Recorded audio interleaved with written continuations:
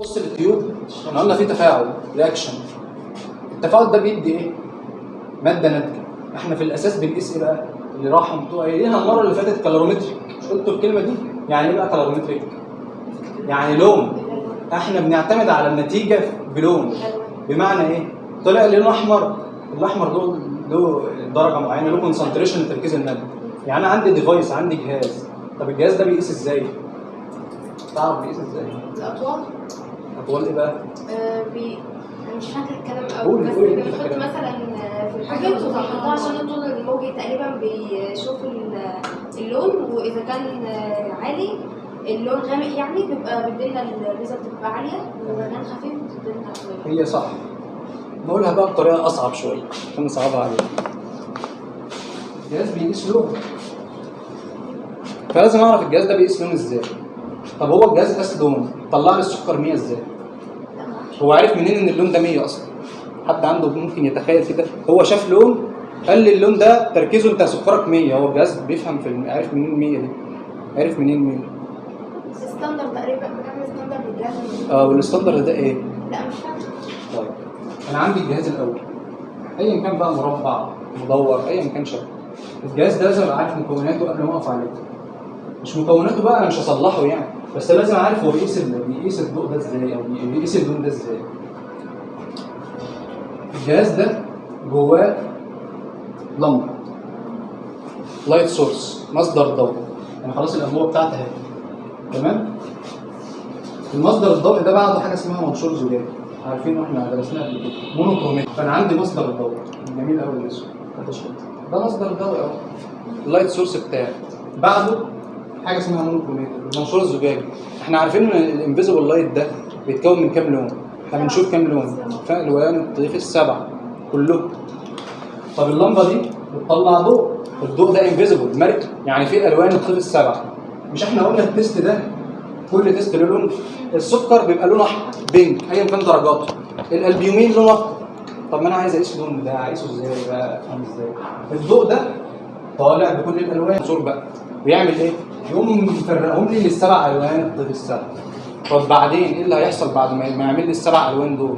هو انا الجهاز قبل ما ادخل عليه بقول له ادخل على الجلوكوز، فهو عارف الجلوكوز ده بيشتغل على ويف لينس 510.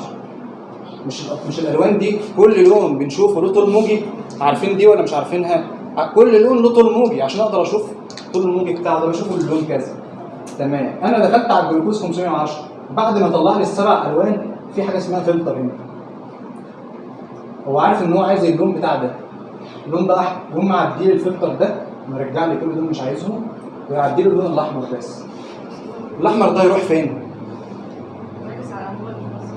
الانبوبه بتاعتي اللي انا بحطها، او الكيوفيتا لو انا بشتغل بالكيوفيتا. لو انا بشتغل بانبوبه او بسحب، ده الجهاز اسمه سكشن، بيسحب المحلول جواه. يعني انا بحط بيبقى فيه سكشن كده، بحطهم صغير، بحط التيوب بيسحبها، هو اللي بيمر كأن جوه التيوب. او الكيوفيت القديم شويه، الناس دلوقتي بقت سكشن.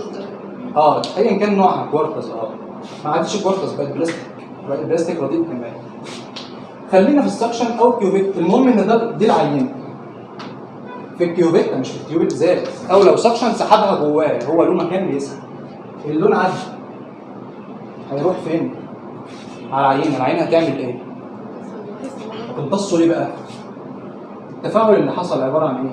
عباره عن الريجنت ده بيتفاعل مع جزيئات الجلوكوز، عشان هو متصنع لكده. لو بيقيس يوريك اسيد هيتفاعل مع يوريك اسيد، بيتفاعل مع جزيئات. الجزيئات دي مواد صلبه، بارتيكلز، بتدوب في السائل ده. تمام. كل ما كان عندي الجلوكوز اكتر، فكل ما يكون المواد الدايبه في الريجنت اكتر. الضوء لما بيعدي ويوصل للانبوبه ويقابل الجزيئات، بيحصل له ثلاث حاجات: اما ينعكس وده ملوش لازمه معايا، او يحصل له ترانسميتنس يعدي الجنب الثاني وبرضه ما يهمنيش في حاجه، او البارتيكلز دي بتمتص. باللفظ اسمه ابزوربت، امتصاص، ابزوربت. ايه اللي بيحصل؟ امتصت ضوء. طب هي امتصت كميه كبيره، معناها ان في بارتيكلز كتير، معناها ان السكر هيبقى عالي، كونسنتريشن عالي، علاقه طرديه. منها هنجيب موضوع الستاندرد ده، ونجيب قانون اسمه بيرز اند لامبرت لو. يبقى اذا فاهمين الحته دي؟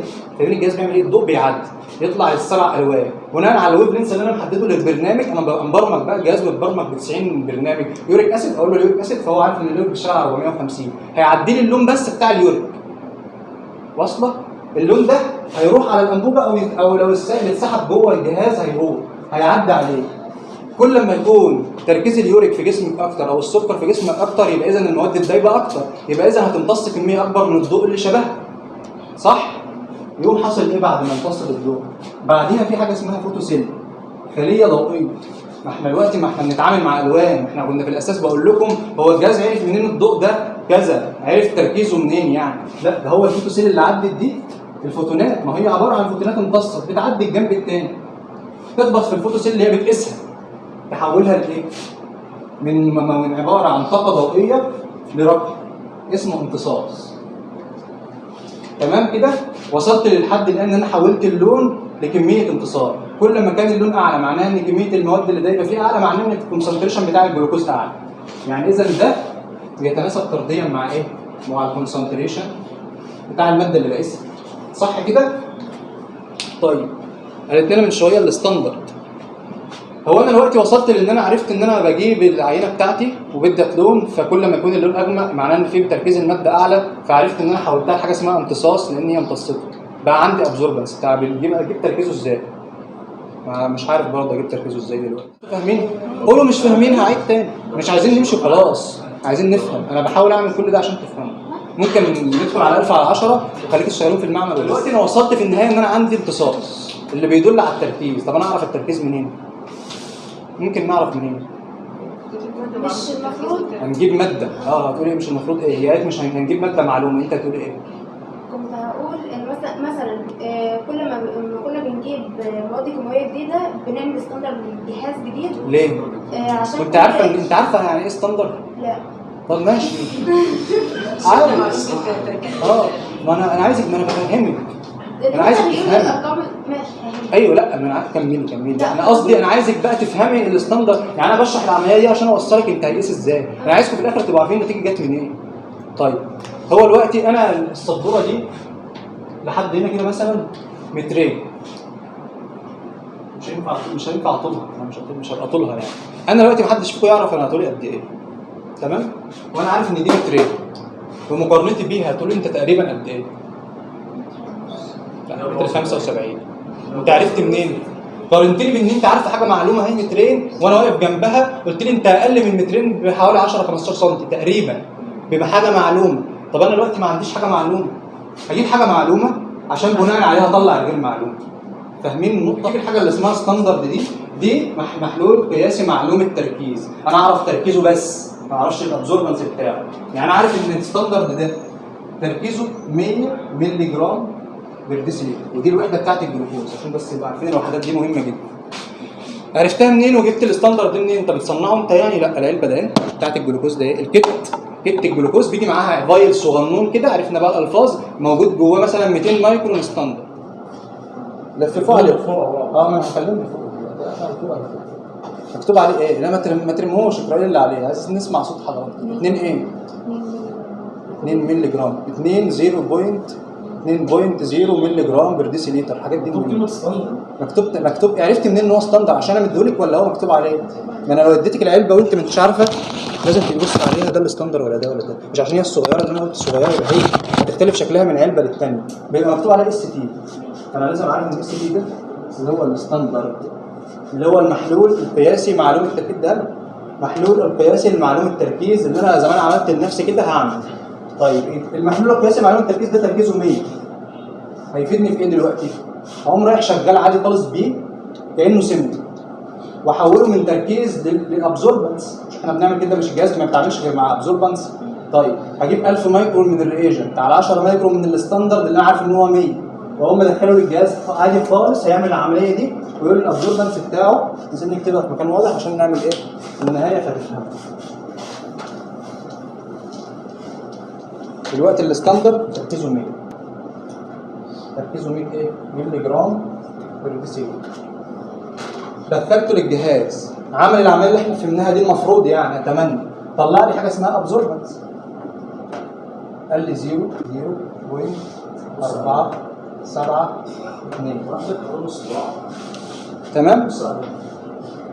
تمام. يبقى الجهاز حول لي التركيز الكونسنتريشن اللي انا عارفه اصلا ومصنعه لابزوربنس. عشان عندي عينه انا ما كنتش اعرف عن العينه غير الابزوربنس بقى عكس دي. فالعينه اشتغلتها برضه 1000 مايكرون على 10 سيرم، في الثانيه 1000 مايكرون على 10 من الستاندر اللي انتوا شفتوه اللي انا عارف ان هو 100، وطلع لي اللون تركيزه امتصاصه كذا. قمت جايب العينه برضه وشغاله 1000 مايكرون على 10 مايكرون من السيرم، وسبتها 10 دقائق في درجه حراره 37، خلصت اديت له البرنامج، قام قايس عامل لي العمليه دي، وقام قال لي الابزوربنس بتاعها 3 2 1. تعرفوا تجيبوا لي تركيز العينه بتاعتي السكر بتاعي كام؟ من مقص. يعني اضرب ده اهو كده اهو على ده اهو، صح كده؟ ده القانون اللي اسمه بيرز لامبرت لو. عرفتوا بيرز لامبرت لو بيعمل ايه؟ جاب حاجه معلومه تركيز، قرا الامتصاص بتاعها، بعد كده اشتغل العينه، قام جايب لك منها التركيز ده بناء على حاجه معلومه، جاب حاجه مش معلومه. وده احنا اشتغلنا عارفينها في حياتنا كتير، يعني مرينا بالمسائل دي كتير. القانون بتاع المقص ده. طيب القانون ده بيقول لك ايه بقى؟ ده قانون بيرز لامبرت لو. دول عالمين، اسم عالمين. لو ده يعني قانون. القانون ده بيقول لك ايه؟ هو جابها من اللي انا شرحته ده، ان الابزوربنس بيتناسب طرديا مع التركيز المادي، وان اللون بيتناسب طرديا مع التركيز المادي، فقام عامل الحته دي. وقام جايب لك قال لك القانون ده بيساوي ايه؟ انا عندي كونسنتريشن اللي انا عايزه، الكونسنتريشن بتاع ايه؟ بتاع التي، التي ده اللي هو ايه؟ تيست، اللي هو العينه العشوائيه اللي انا ما اعرفهاش. بيساوي ايه؟ طلعوا لي كده من هنا. الكونسنتريشن بتاع التيست بيساوي ايه؟ اللي هو الستاندرد. ده في الابزوربنس. ده ابزوربنس اهو. بتاع ايه ده؟ بتاع التيست. ده بتاع الستاندرد. ده كونسنتريشن بتاع ايه؟ الستاندرد. فانا هحولها القانون ده بيساوي ايه؟ قرايه العينه او قرايه التيست، ابزوربنس بتاع التيست على ده اهو او كده، هي قراءه العينه على قراءه الستاندرد. هو عشان القانون كده يعني في ايه؟ في الكونسنتريشن بتاع الستاندرد، صح كده؟ قام جايب لي نتيجه العينه بتاعتي اللي انا هعملها لنفسي وتطلع مثلا 98 بناء على العينه دي. فاهمين لحد كده الجهاز جاب النتيجه ازاي؟ طيب هو الجهاز سالت حته بقى من شويه، زميلتكم قالت لما بنجيب العلبه الجديده بدخل لها ستاندرد. ليه لازم اجيب علبه جديده ادخل لها ستاندرد؟ ما اشتغلش على ستاندرد القديم. كل ارقام كل كميه انا هجيب علبه جلوكوز، انا شغال علبه جلوكوز شركه اسمها سبين رياكت، جبت نفس الكيت، خلاص احنا عارفين يعني ايه كيت. الكيت القديم خلص، طلعت الكيت الجديد، خدت منه الفايل الجديد، هدخله ستاندرد زي ما انت بتقول. ليه بقى ادخل ده مع ان ده جلوكوز؟ نفس الشركه سبين رياكت. كل شركه بتشتغل زي حاجه معينه. لا هي نفس الشركه سبين رياكت. ممكن يكونوا غيروا حاجه بدلوا حاجه. طبعا زي ما انتوا بتقول، هو الستاندرد هيفضل تركيزه 100 مش هيغيروه، بس اللي هيحصل ايه؟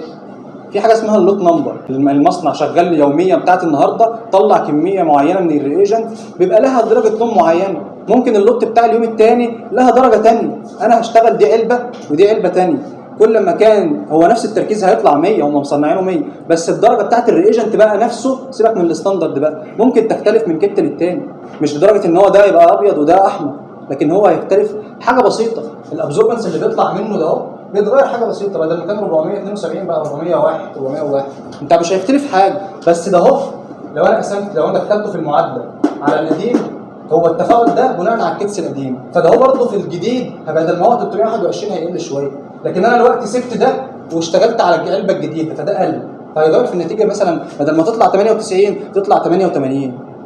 ليه؟ لان ده التفاعل ده هيتغير وده هيتغير، انا ثبت ده لكن ده اللي اتغير عشان العلبه الجديده تفاعلها اقل سنه، فلازم ادخل لكل علبه جديده ستاندرد، او لكل لما اشك في الجهاز وحسيت ان بدا يغير ادخل له ستاندرد. طب ليه كل لما اشك؟ ايه الفكره؟ ما العلبه استابيليتي بتاعتها شهرين وشغاله، اغير ليه بقى الستاندرد في نص لسه العلبه ما خلصتش بس انا عايز اغيره ليه؟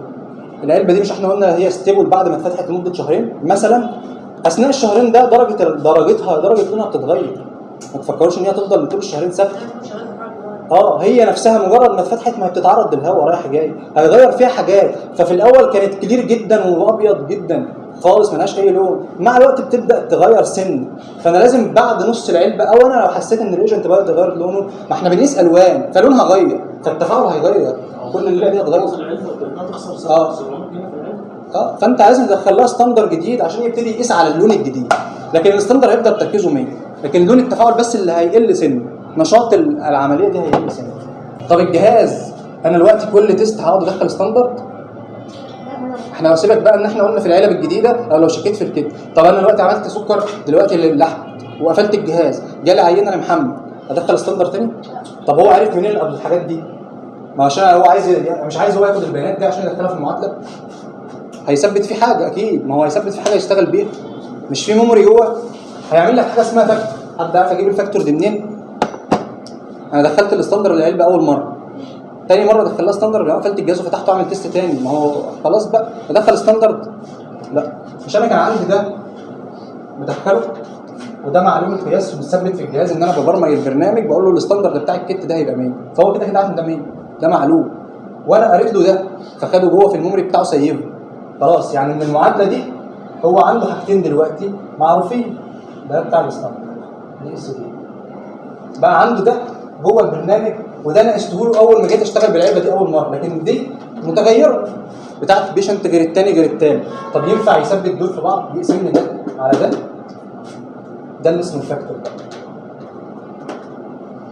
ده التركيز اللي انا مدخله له، هو عارف ان هو ثابت، والابزوربنس بتاع العلبه طول ما انا مش شاكك فيها وما دخلتش جديد ثابت. انا قاسم ده اهو، مش دي يعتبر دي مش دي المفروض تبقى في البسط اصلا. فاهمين رياضه؟